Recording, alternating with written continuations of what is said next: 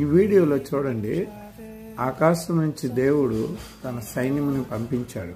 ఎవరిని ప్రొటెక్ట్ చేయడాన్ని? ఎలీషాని ప్రొటెక్ట్ చేయడానికి.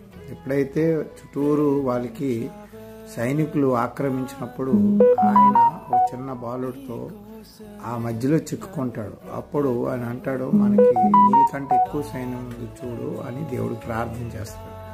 ప్రార్థన చేసినప్పుడు ఆ కుర్రవాడి నేత్రాలు ఓపెన్ అయ్యి పరలోక సైన్యాన్ని చూస్తాడనమాట. అద్భుతమైన శక్తి. అంటే దీని అర్థం ఏంటంటే దేవుడి సైన్యం ఎప్పుడు కూడా తన బిడ్డల్ని వెంబడిస్తూ ఉంటుంది వాళ్ళ రక్షణ కోసం.